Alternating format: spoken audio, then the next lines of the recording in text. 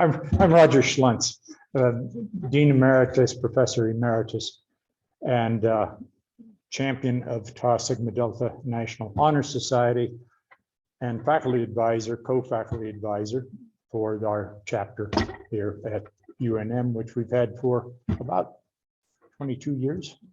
See, I got that right. Thank you, Lisa. No script even. Anyway, I'm here only to introduce our student chapter president, and she can introduce other members of the executive committee. Brianna Howard. Horvath. Okay, Brianna, take it away. Hi, everybody. I hope we're all having a great night. My name is Brianna Horvath. I am the Tau Sigma Delta Gamma Lambda chapter president here at UNM. Tonight we are here to present Rupal with the Tau Sigma Delta Silver Medal Award for Distinguished Professionals in the Albuquerque community. Since our school is in Albuquerque, the Silver Medal is meant to honor professionals in the local region, and we have chosen, me and my board members who are not here tonight are honoring Rupal for her work in historic preservation in the region and her work in architectural design education. And so I will present Rupal with this Silver Medal Award. I don't know where it is on the screen. Come over here so we can get a proper photograph. And we will have Rachel take pictures of us.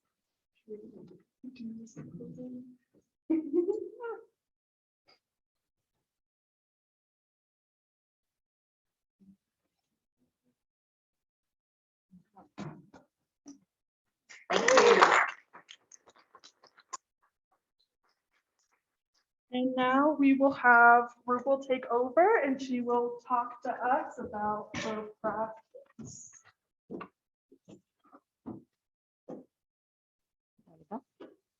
Yep. Thank you, Brianna. Thank you, Dean Schluntz. Thank you, Tau Sigma Delta chapter and the School of Architecture and Planning at UNM for this honor. I'm deeply, deeply humbled.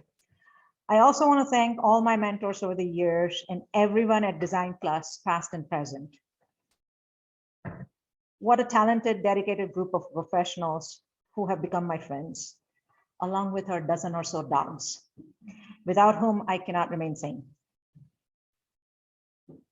Most of all, I am thankful for my family, my kids, Sanjay, and especially my mom and dad. Being an architect was a foregone conclusion for me. My father is a structural engineer, you see. Our weekend bonding time was him redlining drawings and me pretending to redline drawings, which I continue to do so till this day. He taught me how to read drawings and draw to scale at a very, very early age. However, I got my creative side and entrepreneurship from my mom. She exposed me to drawing, painting, and dancing. She was and still is the ultimate momager that one could have. She secured my first commission when I was 19 and helped launch my career. Today, I would like to share my explorations in placemaking that started over 35 years ago. And it continues to be an interesting experience, both as a professional making spaces and personally making a space for myself. One question I'm always asked, why Albuquerque? As some of you may or may not know, I am originally from Bombay, India. I grew up there and did my undergraduate studies at the Academy of Architecture in Mumbai. I always wanted to travel, and what better way to do that than with graduate studies? So remember, this was late 1980s. No internet, no Google. We had to go to USCIS and flip through massive college catalogs to find places to apply. So we applied to several schools in well-known cities. Thank you, Celine. Well-known cities where we had friends and family, Los Angeles, New York, Chicago. I did not know anything about Albuquerque, but life opens doors in most unsuspecting ways. USCIS was hosting a lecture by a distinguished visiting dean from New Mexico, George Encelavakis. We decided to check it out. George talked about UNM, Albuquerque, Antoine Predock, Bart Prince. He was funny and engaging. After the lecture, he had to catch a train to Ahmedabad, but took time and encouraged us to apply. After getting responses back from our applications, we decided to come to UNM for many reasons: George, climate, cost, and believe it or not, lack of crime. It is one of the best decisions I've ever made. In addition to George, I found many caring mentors at UNM who have deeply influenced me. My first class at UNM was with Edie Cherry, who is here today, for programming, but it turned out to be so much more. Edie made us read, watch films, and essentially taught us how to think deeply and question meaningfully to figure out the subject of a design. I had 2 grad studios with George, and he was also my thesis chair. George always loved to quote. If I had more time, I would write a shorter letter. He taught us to question design decisions, forms, materials, organization, and pare them down to their basic essentials. He would talk about visual weights and balances, society and culture. He would often stop by studio at 4:30 in the afternoon on Fridays. Anybody who has known George would know that, and spend hours talking about Bollywood movies and Indian food. George became my dear friend. He taught me to think about the object in architecture. And then there was Paul Lusk, a consummate educator, planner, innovator with a deep love for the environment. Paul walked the walk.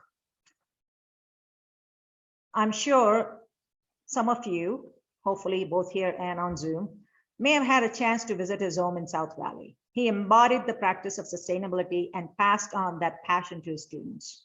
Paul awakened a deeper sense of place, especially for Albuquerque, in my heart.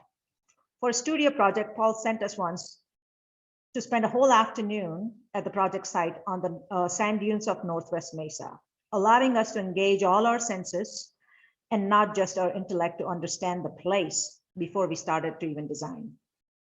He encouraged us to learn about landscape and permaculture, transportation and history, and to enrich our thinking.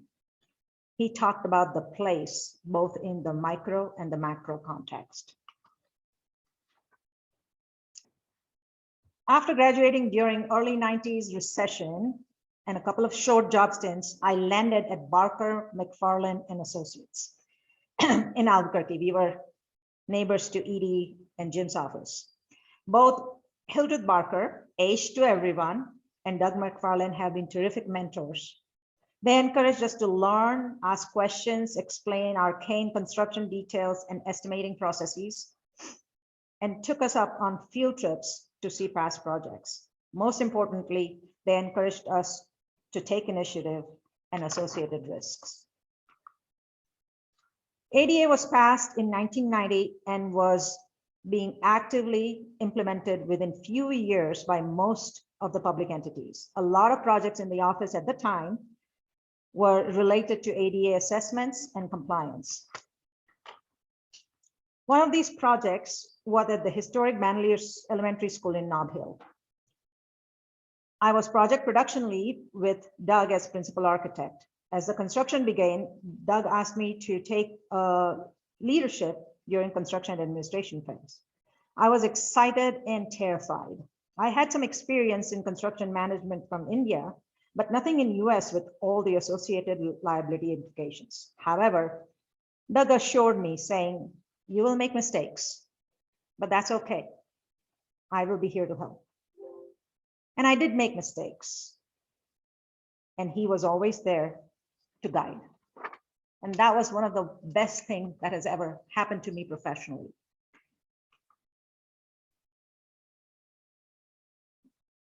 Working on ADA projects opened another door. I became deeply aware of the challenges faced every day by people with disabilities and tried to learn as much as I could on my own. In doing so, My work qualified me as working in national interest for expedited immigration process. That is a whole other topic of conversation for some other time.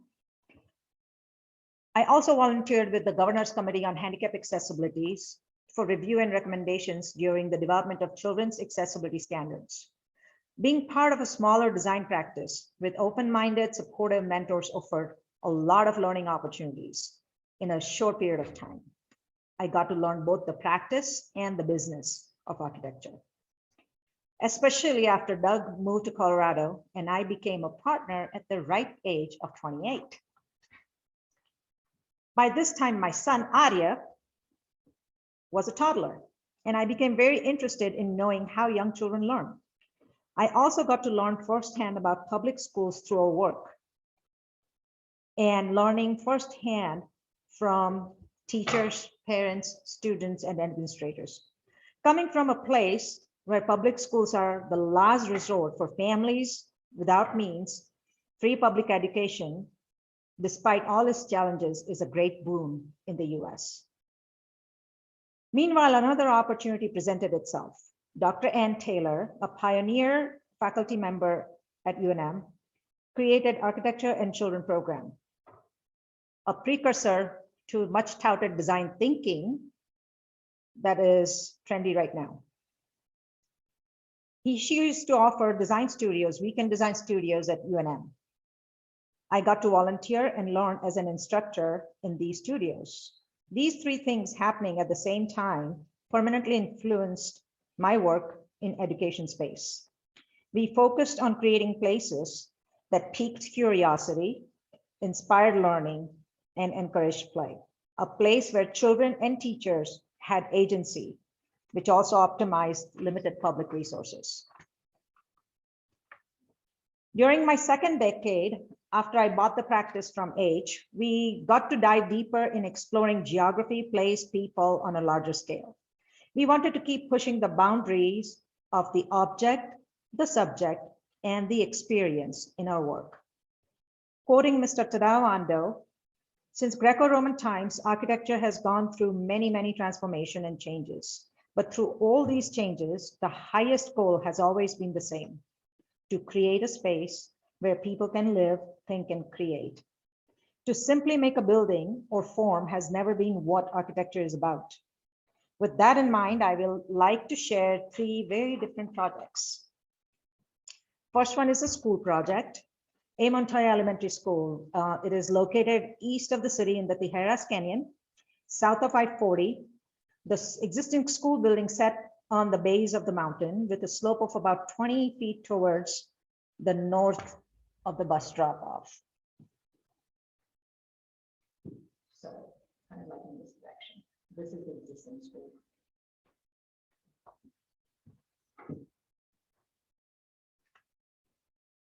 This location also sees a lot more snow and wind.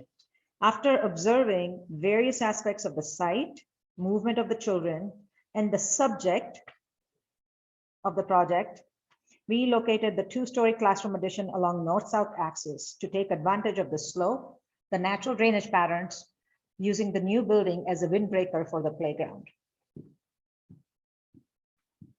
So, new building here, this is the natural kind of drainage that went across the street. This is the new playground. And with the slope of 20 feet, we were able to embed the building into the slope.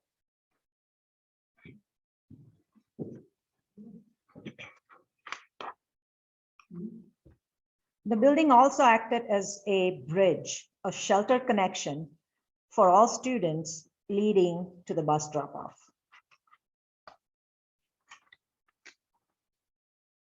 The object, the form of the building, took a faceted shape to fit better the site contours and to provide a larger interior common area. This interior connector and common area acts as a group activity area, an indoor tricycle track during inclement weather. The kindergarten playground also spans the slope of the site, offering the most rigorous trike track in the entire district. The project received LEED Silver certification. The next project is a higher ed project for CNN West Side. The integration of sustainable design practices is a fundamental consideration for us, like making our project code compliant. It's not an option. For CNM's West Side campus, our starting point was a previously configured site master plan that identified the location of our proposed building. We were collaborating with Gould Evans studio, their Phoenix studio, for this project. Our team was not convinced of the previous master plan, which was spread out all across the large parcel of undeveloped land, as you can see. What did I do? So the original campus master plan was spread all over the site.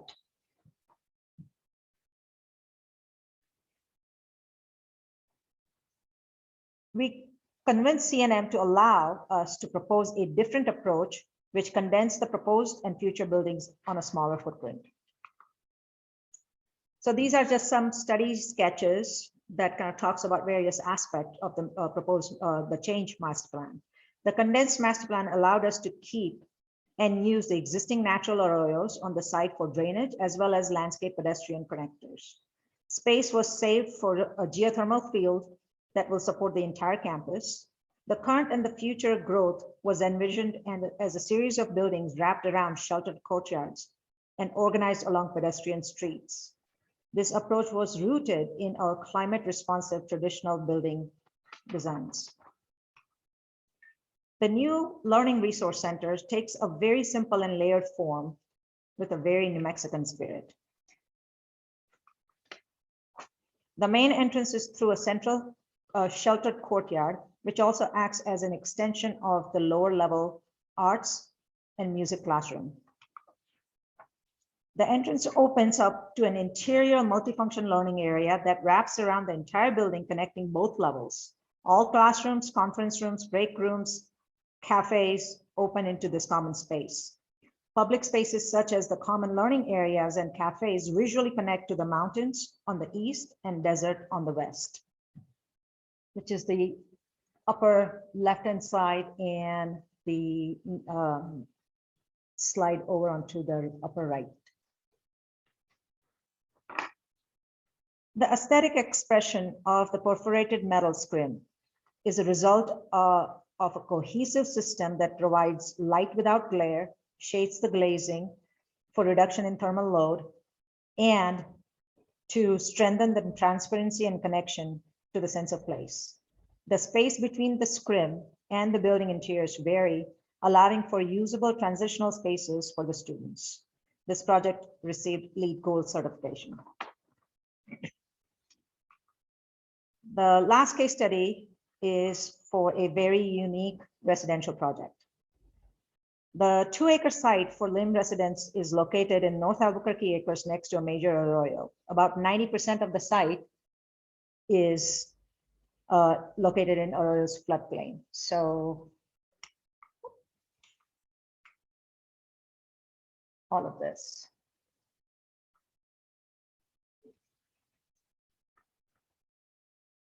The portion of the house that's located in the flood zone is designed on concrete piers, allowing for waters to safely pass under during larger events. A gabion wall along the northeast channels water during smaller events.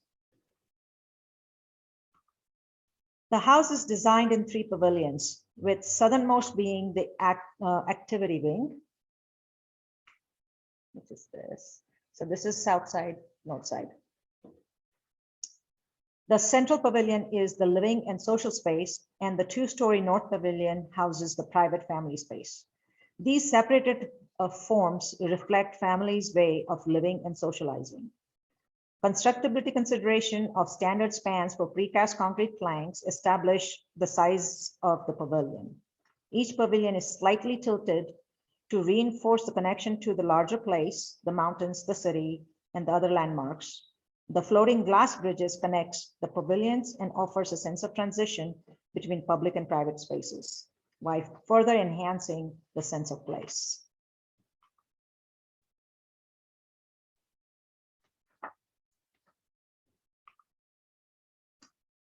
During these 10-year periods, working with Dr. Taylor and my former business partner, Manny Vares, another UNM alumni, we continue to develop the Architecture and Children program into a larger array of design thinking programs for kids ages pre-K through 12th grade.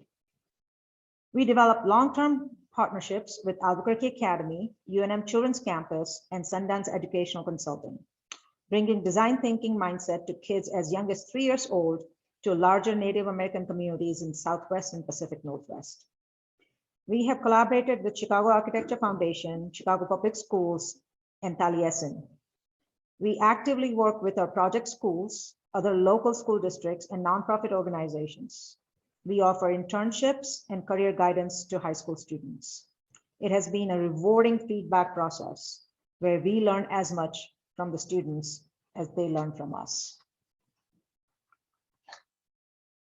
Being open and curious certainly has its benefits, and this leads to my next chapter in expanding my own awareness and learning. In 2008, we started working on a project for Albuquerque Public School to renovate 50-year-old classroom buildings on Rio Grande High School campus. This is sort of bird's eye view of campus, probably shows the new buildings too.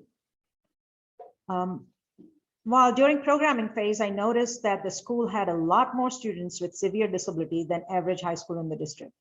It turned out that it was due to the proximity of Casa Angelica, a nonprofit residential facility serving children with severe physical and developmental disabilities. We took time to understand the needs and challenges faced by the children, their families, their caregivers, and teachers.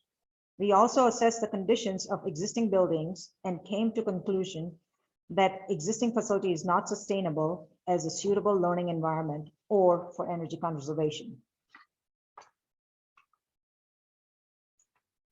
We approached APS with an alternative solution that focused on first of its kind place, providing supportive learning environments for both students and teachers, as well as creating a pathway for an alternate way of replacing the campus.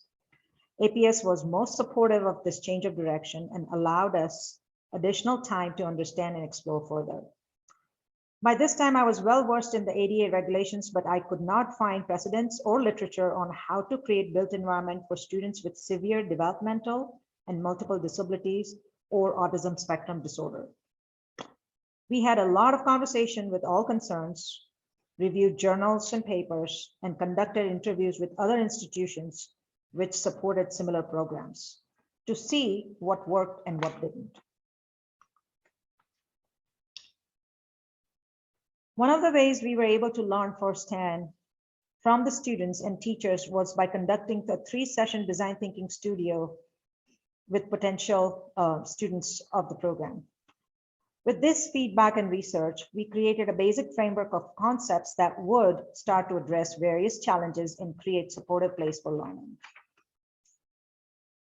This kind of symbolizes basic challenges that students face and the teachers face, especially dealing with autism spectrum disorder and developmental disability. Here are some of the strategies that we identified that could help with daily challenges. For example, transitions are always difficult. A student may have a hard time leaving home and coming to school. And many a times just walking and pacing back and forth is helpful to reset the student. Hallways become a very important part of that. So you'll kind of notice in the next slide where we have implemented that. Auditory and sensory disturbances are also critical. Time management, glare, light, communication. So considering all these, we created like a loose framework of strategies that can help address these challenges. One of the incidents that is kind of logged in my mind is that once I was in a classroom, a lot of these students have the need to assistance with the toileting, which can take up to 20 minutes of a teacher's time. Sometimes if the student, like in a high school students, could be 170, 180 pound students, it takes 2 people. And it takes about 20 minutes. Now multiply that by 6 times, and 2 to 3 times a day, you can see how much time a teacher and an EA spends just in toileting. So a careful consideration as to what kind of equipment is suitable where one person can handle the students, where are all the items that are placed within a bathroom so a teacher never has to turn their back and they can quickly take care of that task at hand. So with those modifications, which we have implemented in other projects, we were able to cut down the time by half at least. That's a huge, huge benefit for the teachers and for actually improving learning for the kids. So these symbols, as you see, the sound is a big trigger, making each classroom really kind of its own, and soundscape is important. A lot of these students with multiple disabilities are many times on their backs. They don't move, they can't sit up. So what kind of environment can we create where the student at least is some way engaged with their environment? So the classrooms, each of the classrooms have a high bay north facing light where you can see the shadows and the light. And if you're on your back, you can see out and see the clouds. Each of the classrooms also open up to a semi-private courtyard where it acts as a calm down space for students. The whole sequencing of pickup and drop off is also very carefully orchestrated. During learning about this, one of the elements that we introduced was a sensory learning room in this project, where students with different sensory needs can participate and actually learn in a very coordinated way in these rooms. And that is a very important kind of learning experience for the students. So that was something that kind of came out of just conversations.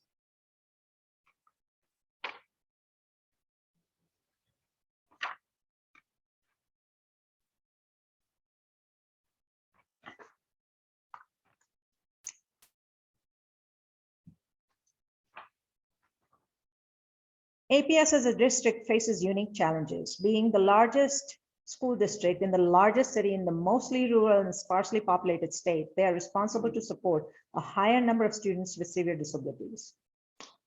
As the autism rates and awareness were rising, APS reached out to us to develop Highland Autism Center for students in the most severe side of the autism spectrum disorder. This was also during the Great Recession. New work was slowing down. We went from a studio of 20 people to 4 people within 9 months. However, one thing I had was time. So I started doing more independent research along with visiting other organizations and people around the country to understand more about developmental disability and ASD.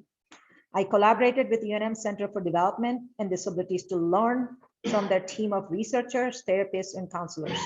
My ultimate goal was to create a good design practice manual, which would be accessible to anyone. I found my partner in Dr. Angela Bourne.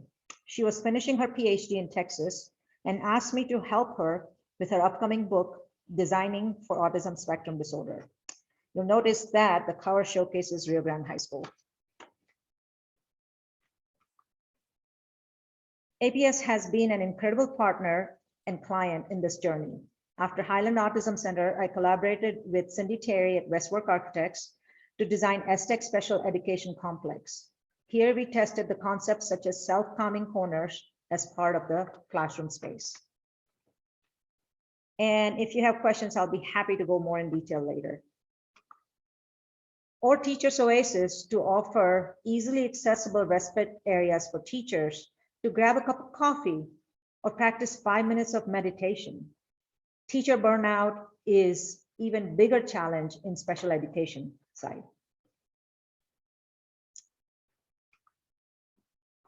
We collaborated with Mark Rohde at RMKM Architecture to design La Cueva High School ISP building and Lowell Transition Center. With every project, we learned more and improved our framework and strategies. Some of these design strategies are now incorporated into APS's design standards. And now we are off to our most recent exploration on this scenic route, the Mother Road, the Route 66. So I was in Portland presenting our work on designing for autism spectrum disorder, and I get a call from our office telling me that a developer from Portland wants to meet about a multifamily project in Sawmill. It was totally out of the blue. Long story short, the housing project was shelved for several years as our developer, Chad Benecker, was focused on bringing Elvado Motel back to life.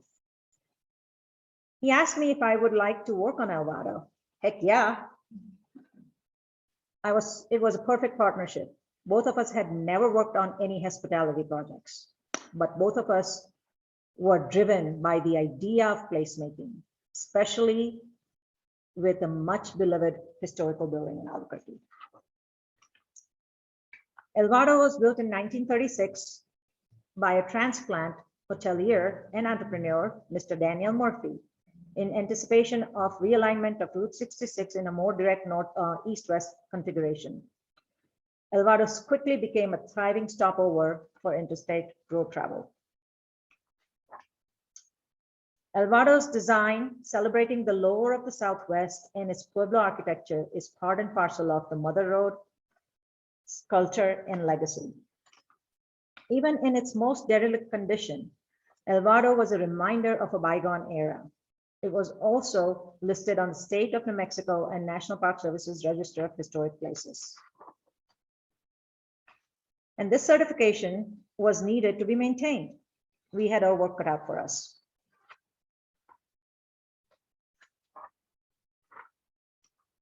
Chad had a brilliant vision to revive Elvado by converting the auto court and the portion of the building facing Central Avenue into a public plaza with micro retails, shops, and food pods. However, revival of Elvado was only made possible because of these four factors that came together. The public-private partnership, the city of Albuquerque owned Elvado and conveyed to the developer Trim after an RFP process at no cost in exchange for developing the project. The CDFI funding, the Community Development Fund that focused on underserved community and public projects. The historic tax credits from National Park Services and federal government. And an innovative, sustainable, adaptive reuse with a long-range rate of return, which is very uncommon for most developers. I would like to go much more in detail about various historical aspects, the compliance, the tax credits, restoration of historical elements, custom designed furniture and art, and collaboration with local artists. I did that with Francisco Wiena's class here. And I can do so if there is more interest at some other time. Here are some of the images of Elvado after the renovation.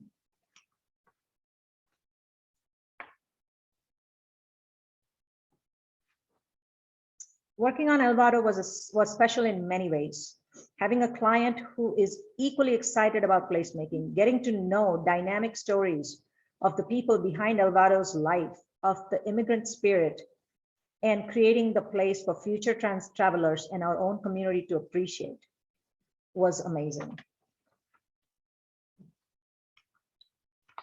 Last year, we completed revival of Monterey Motel with Chad Benecker and Palindrome Communities. Although built around the same time as Elvado, Monterey was not on historic register due to the significant modifications to the roof and the facades. You can see the layers of stucco, brick, tile, stucco on the facade. That was really fun. So from left to right, you can see, which is a photo postcard on the bottom here, was how Elvado or Monterey was when it was first built, with a very simple lines, very modern approach. In the center is how it was modified in like mid 80s, early 90s.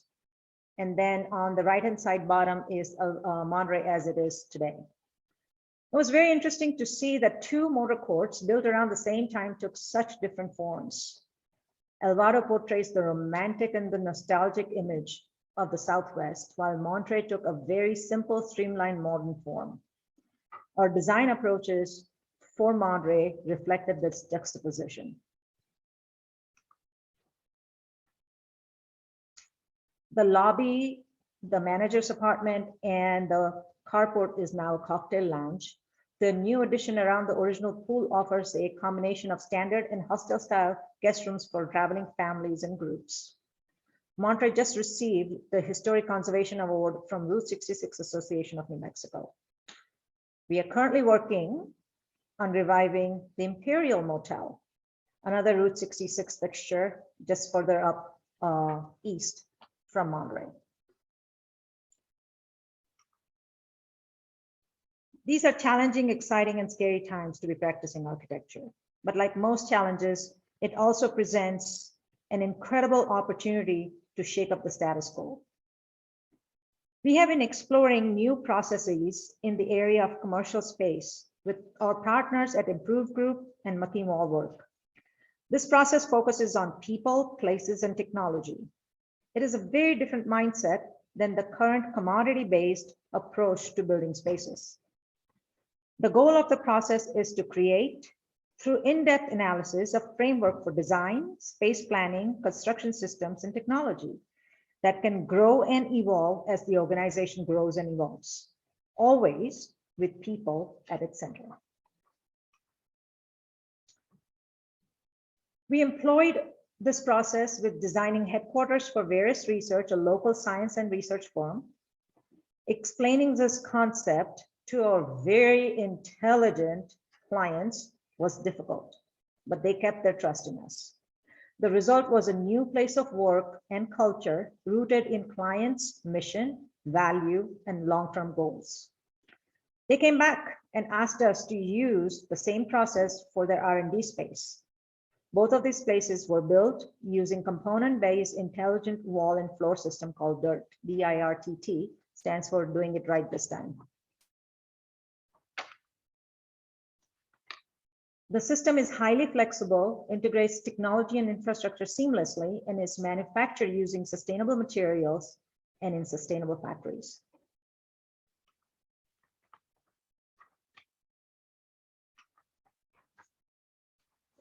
We have recently completed a first public school building in New Mexico using the DIRTT system for Tierra Adentro Charter School. And it is very interesting because DIRTT currently does not fall between, or rather it falls between traditional construction and technology. The funding sources can be, different funding sources can be applied to procure it. So it gives charter schools a lot more flexibility how they can put together the funding for their projects. Over the last 5 years, we have expanded our practice to explore many aspects of built environment that make a building a place: planning, architecture, interior design, graphics, arts, education, collaboration. And I'm extremely fortunate to have a group of very talented people in our office. So here's a shout out to Laura, Nu, Alex, Brittany, Haley, Celine, Dawn, Kian, Eli, and my own daughter, Santi. Phew, that was long. So I hope that you take a few things from the story. Be open and curious, take the risks, look beyond the box, listen to the things that are not said, care, truly care, get involved and give the gift of time for things that move you, and always have lots of dogs around. Thank you.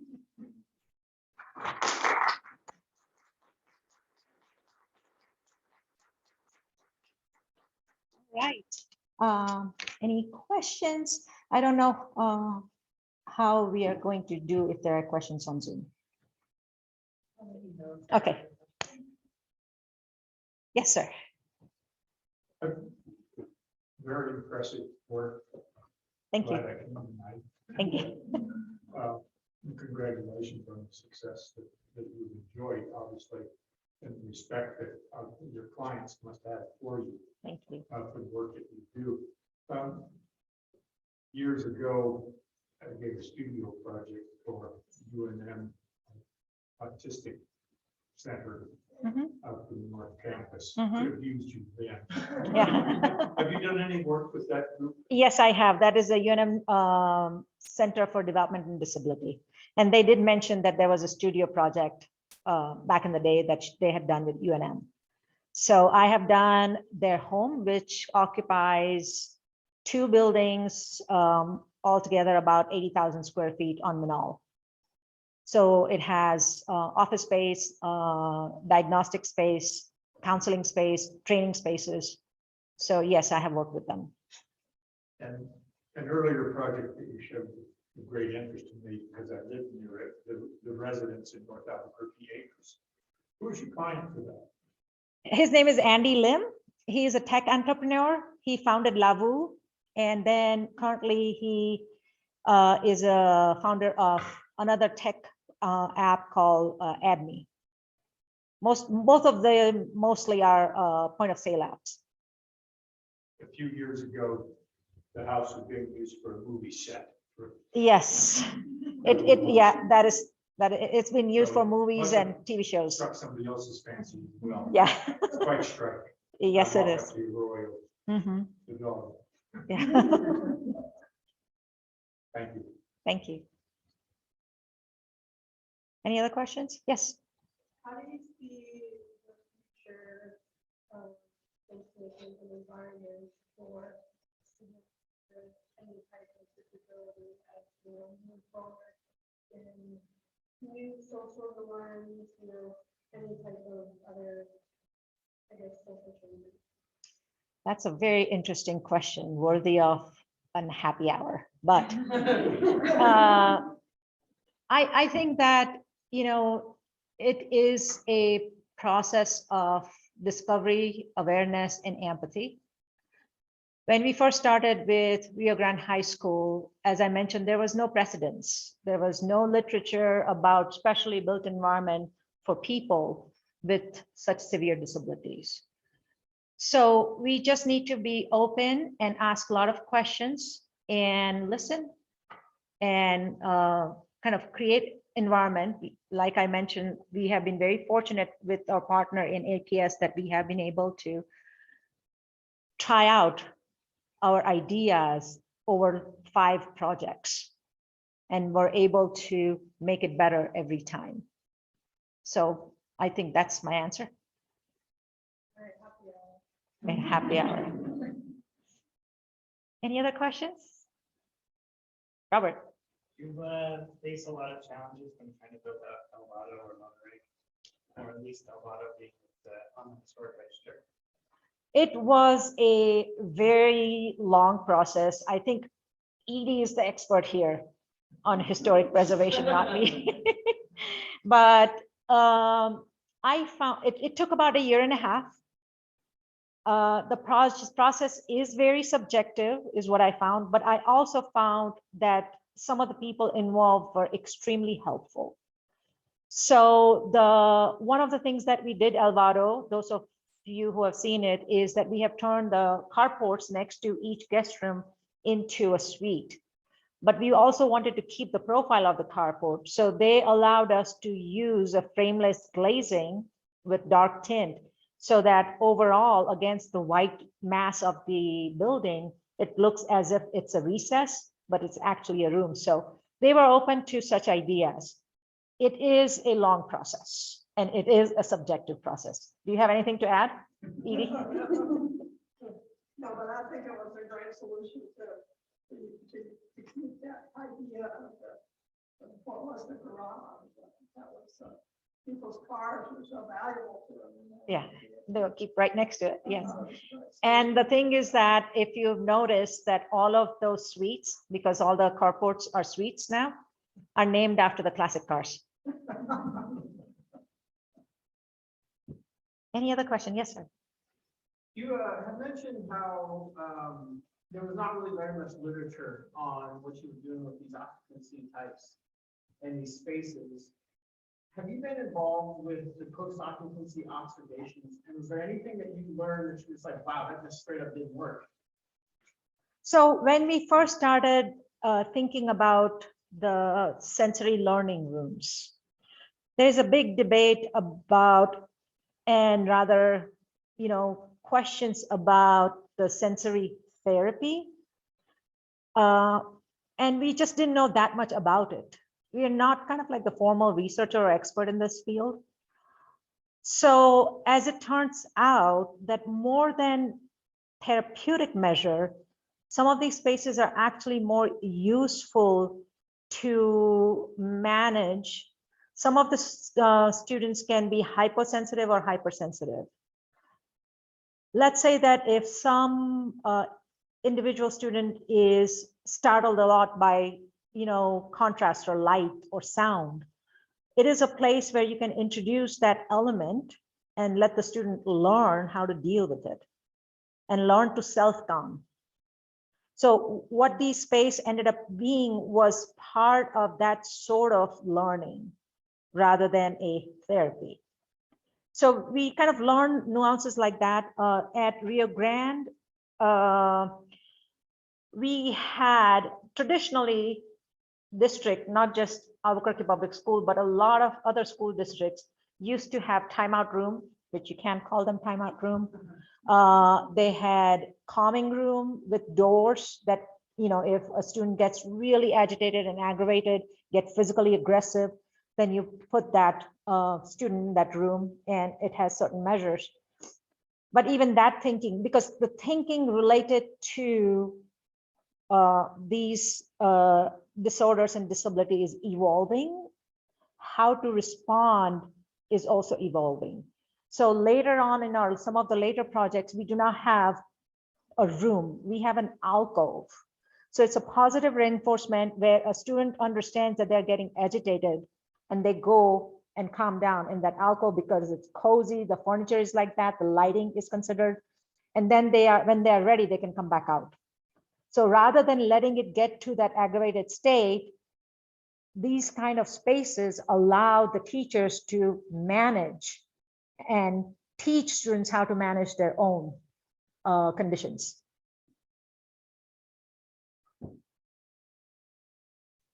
Any other questions? You good? All right. Well, thank you again. Thank you for coming and sharing your evening. And thank you again for the honor. I'd just like to thank you for coming and lecturing. I'm incredibly fascinated by your work, and I'm so thankful that you were able to work with us to come. And I'm so thankful for everybody for attending and having such amazing questions tonight. And I just want to thank all of you, and thank you especially, Rupal. We really appreciate it. We're very proud to give you this award. So Thank you. I thank appreciate it. It's a you. great honor. Thank you, everybody, and good night.